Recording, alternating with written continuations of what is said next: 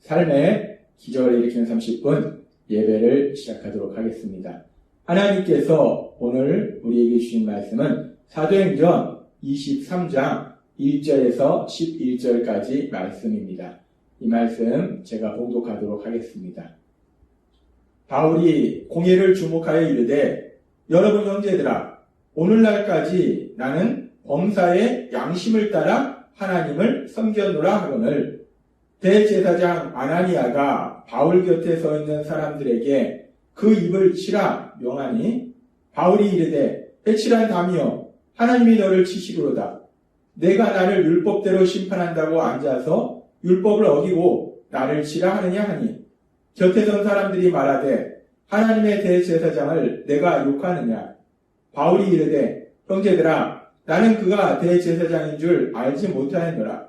기록하였을 때 너희 백성의 관리를 비방하지 말라 하였느니라 하더라. 바울이 그중 일부는 사두개인이요 다른 일부는 바리새인인 줄 알고 공회에서 외쳐 이르되 여러분 형제들아 나는 바리새인이요 또 바리새인의 아들이라. 죽은 자의 소망 곧 부활로 말미암아 내가 신문을 받노라. 그 말을 한즉 바리새인과 사두개인 사이에 다툼이 생겨 무리가 나누어지니 이는 사두개인은 부활도 없고 천사도 없고 영도 없다 하고 바리새인은 다 있다 함이라. 크게 떠들새 바리새인 편에서 몇 서기관이 일어나 다투어 이르되 우리가 이 사람을 보니 악한 것이 없도다. 혹 영이나 혹 천사가 그에게 말하였으면 어찌하겠느냐 하여 큰 분쟁이 생기니 천부장은 바울이 그들에게 찢겨질까 하여 군인을 명하여 내려가 무리 가운데서 빼앗아 가지고 영내로 들어가라 하니라.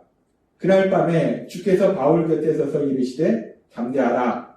내가 예루살렘에서 나의 일을 증언한 것 같이 로마에서도 증언하여야 하리라 하시니라. 아멘. 오늘도 이 시간 하나님께서 우리 주신 말씀을 듣기 전에 잠시 기도하는 시간 갖도록 하겠습니다. 하나님 아버지, 오늘도 연약하고 어리석고 미련한 그런 저희들을 사랑하셔서 하나님이 친히 저희를 만나주시고 저희에게 말씀하여 주시니 감사합니다. 하나님 아버지, 오늘도 주시는 말씀을 통해서 늘 저희와 함께 하시고 저희를 사랑하시는 하나님을 만나게 하시고 그 하나님을 사랑함으로 인해서 하나님의 뜻에 순종하는 삶을 살아가는 저희 모두가 될 수 있도록 은혜 베풀어 주옵소서. 예수님의 이름으로 감사하며 기도드리옵나이다. 아멘. 우리가 사도행전 22장의 말씀을 보면 이제 천부장이 사람들이 바울에 대해서 안 좋은 비방하는 말을 하고 소란을 피우기 때문에 바울이 뭔가 큰 죄를 저질렀나 보다 생각해서 바울을 채찍질하고 신문하라 라고 명령했어요. 근데 바울이 백부장에게 나는 로마 시민인데 재판도 하지 아니하고 너희가 로마 시민인 나를 채찍질할 수 있느냐라고 바울이 이야기하자 천부장이 로마 시민을 자칫하면 재판하지도 않고 형벌을 가하는, 즉 로마법을 어기는 큰 그런 죄를 범할 수 있었기 때문에 두려워합니다. 그래서 이제 천부장이 그렇게 바울에 대해서 사람들이 비방하기 때문에 그렇다면 바울이 무슨 죄를 가지고 있는지 바울을 고소하는 사람들, 특별히 이 문제가 종교적인 문제라고 생각해서 바울을 고소하는 사람들을 불러서 이제 그 고소의 내용을 듣고자 합니다. 그래서 천부장이 그 당시 유다야 민족의 종교적인 최고 의결기관인 산헤드린 공회 의원들을 소집합니다. 그래서 바울 사도가 이제 그 산헤드린 공회 회원들을 향해서 이제 이야기하게 됩니다. 그러면서 오늘 말씀인 사도행전 23장 1절은 이렇게 말씀합니다. 바울이 공회를 주목하여 이르되 여러분 형제들아 오늘날까지 나는 범사의 양심을 따라 하나님을 섬겼노라 하거늘 이라고 말씀합니다. 바울 사도는 자신을 죽이려고 하는 그 유대인들의 종교 집단에 가장 최고 의결기관인 산헤드린 공예 회원들을 향해서 말합니다. 나는 오늘까지 양심을 따라서 하나님을 섬겼노라. 나는 당신들이 믿는 그 하나님, 이스라엘 백성이 믿는 하나님, 유대인이 믿는 그 하나님, 그 하나님을 이제까지 섬기는 삶을 살았다라고 얘기합니다. 즉, 바울 사도는 유대인이 믿는 그 하나님, 그래서 유대인이 하나님의 말씀에 순종했듯이 자신도 그렇게 하나님의 말씀에 순종하는 그런 삶을 살았다라고 지금 바울 사도가 강력하게 이야기한다는 거예요. 이런 바울 사도의 이야기를 들은 대제사장 아나니아가 아직 재판하지도 않았고 바울 사도에게 유죄 판결이 나지도 않았는데 불구하고 바울 사도를 인격적으로 모독하는 그런 말을 합니다. 그래서 이에 대해서 바울 사도가 그렇게 얘기한 사람이 대제사장이라는 것을 알지 못함으로 인해서 그에게 강하게 반응하고 이 산헤드린 공예 회원들이 대제사장에게 강하게 반응하는 그런 바울 사도의 모습을 보면서 바울 사도에 대한 반감이 더욱더 커지는 그런 상황이 생기게 됩니다. 그래서 바울 사도가 지금 더욱더 큰 위기 상황에 빠지게 되는데 그런 위기 상황 속에서 바울 사도가 사도행전 23장 6절의 말씀처럼 이렇게 이야기합니다. 바울이 그중 일부는 사두개인이요 다른 일부는 바리새인인 줄 알고 공회에서 외쳐 이르되 여러분 형제들아 나는 바리새인이요 또 바리새인의 아들이라 죽은 자의 소망 곧 부활로 말미암아 내가 신문을 받노라 라고 얘기합니다. 바울 사도는 지금 산헤드린 공회를 구성하고 있는 회원들이 일부는 사두개인이고 일부는 바리새인임을 바울 사도는 알고 있었기 때문에 바울 사도는 얘기합니다. 나는 바리새인이다. 바리새인의 아들이다. 바리새인 중에 바리새인이다. 그리고 나는 지금 죽은 자의 소망인 부활에 대해서 부활로 인해서 신문을 받는다라고 바울 사도가 이야기합니다. 바울 사도는 내가 지금 이 자리에서 신문을 받는 이유는 내가 부활에 대해서 죽은 자가 부활한다는 것에 대해서 전했기 때문에 내가 신문을 받는 것이다 라고 바울 사도가 얘기한다는 거예요. 이 바울 사도가 왜 지금 이 자리에서 자신이 바리새인이며 자신은 부활에 대해서 전함으로 인해서 신문을 받는다라고 말하는 걸까요? 그 이유는 우리가 산헤드린의 공회의 구성원들을 보면 알 수 있습니다. 산헤드린 공회의 구성원들은 사두개인과 바리새인으로 구성되어 있어요.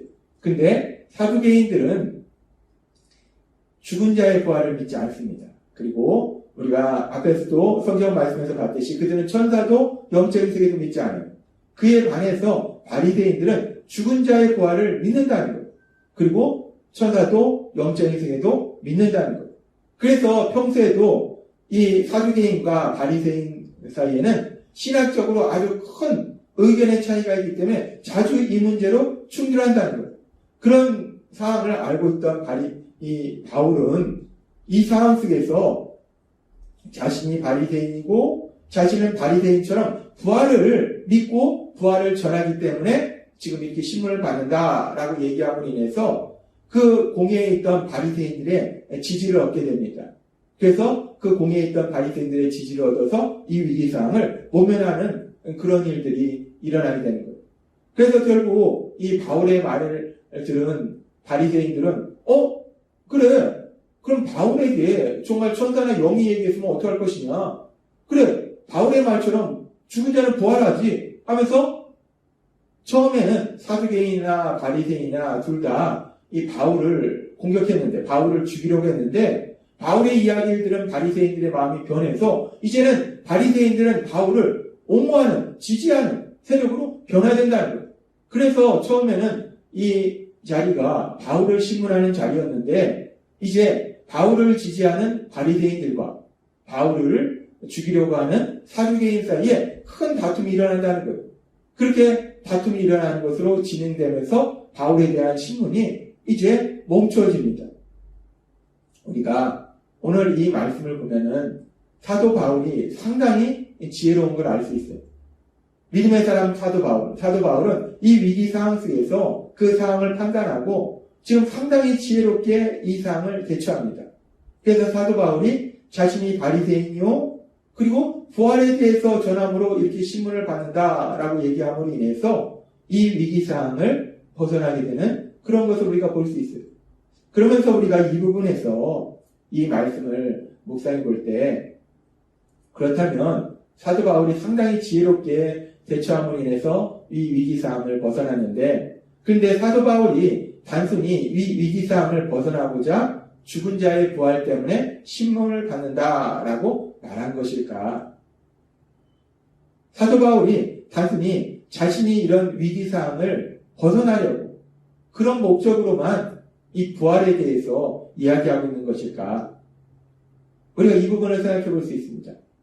그러면서 우리가 사도행전의 말씀을 우리가 다시 한번 살펴보면, 사도행전 1장에 보면 가룟 유다가 예수님을 팔고 자살한 이후에 이제 그 가룟 유다의 가룟 유다 사도로서의 직무를 가룟 유다 대신할 사람을 뽑는 과정 속에서 사도가 무엇을 해야 되는지, 사도가 해야 될 가장 중요한 일에 대해서 다시 한번 얘기합니다. 사도행전 1장 22절은 이렇게 말씀합니다. 항상 우리와 함께 다니던 사람 중에 하나를 세워 우리와 더불어 예수께서 부활하심을 증언할 사람이 되게 하여야 하리라 라고 얘기합니다. 예수님께서 부활하셨음을 증언할 사람이 되어야 된다. 즉 사도들이 하는 일 중에서 아주 중요한 일이 뭐냐면, 구원자이신 예수님, 그 예수님은 십자가에서 죽임당하셨지만 그 예수님은 부활하셨다. 그 예수님의 부활하심에 대해서 전하는 것이 아주 중요한 사명이라는 거예요. 그래서 계속되는 사도행전의 말씀에 보면 사도행전 4장 33절은 이렇게 말씀합니다. 사도들이 큰 권능으로 주 예수의 부활을 증언하니 우리가 큰 은혜를 받아 라고 말씀합니다. 십자가에 죽임당하신 그 예수님, 그 예수님은 3일 만에 부활하셨다. 사도들은 그 예수님의 부활하심에 대해서 선포했다는 거예요. 그 예수님의 부활하심에 대해서 들은 사람들이 그 말씀을 듣고 은혜를 받았다라고 말씀한다는 거예요. 그렇습니다. 사도들이 하는 일 중에서 아주 중요한 사명은 예수님의 부활하심, 그 부활하심에 대해서 전하는 것이라는 거예요. 그래서 이제 예수님을 믿고 변화된 사도 바울도 이제 선교여행을 통해서 이방인들에게 복음을 전할 때, 아덴에서 복음을 전할 때 사도행전 17장 18절에서 32절은 이렇게 말씀합니다. 어떤 에피쿠로스와 스토아 철학자들도 바울과 쟁론할세, 어떤 사람은 이르되 이 말쟁이가 무슨 말을 하고자 하느냐 하고, 어떤 사람은 이르되 이방신들을 전하는 사람인가 보다 하니 이는 바울이 예수와 부활을 전하기 때문이로라. 이 바울 사도가 부활하심, 예수님의 부활하심에 대해서 전했다는 거예요. 17장 32절을 말씀합니다. 그들이 죽은 자의 부활을 듣고 라고 말씀합니다. 사도 바울은 예수님께서 십자가에서 죽으셨는데, 죽임당하셨는데 그 예수님이 부활하셨다라는 걸 전했다는 거예요. 그렇습니다. 사도 바울은 예수님의 십자가 죽으심과 부활하심에 대해서 전했다는 거예요. 사도 바울이 이제까지 전했던 복음의 말씀, 그 복음의 말씀의 핵심은 바로 예수님의 십자가 죽으심과 부활하심이라는 거예요.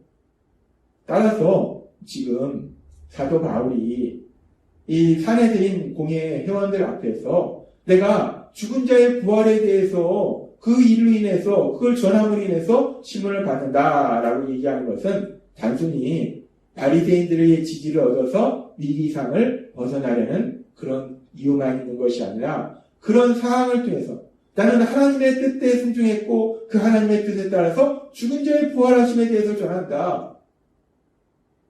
구원자이신 예수님께서 십자가에서 죽음당하셨으나 부활하셨음을 전한다.